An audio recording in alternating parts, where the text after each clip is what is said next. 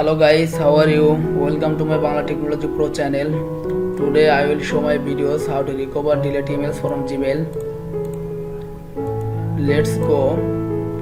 At first open the Google Chrome.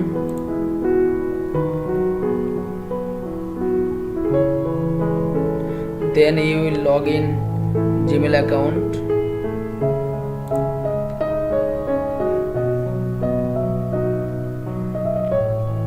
Already open the Gmail. You will see all emails to your Gmail. Suppose you can delete only one message or email.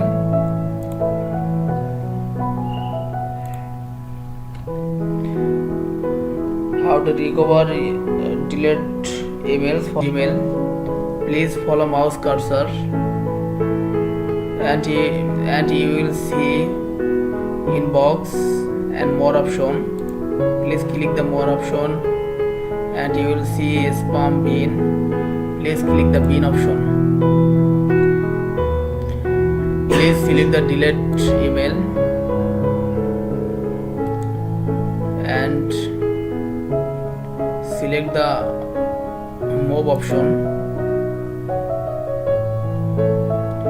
You will see social update from promotion inbox spam. Please click the inbox.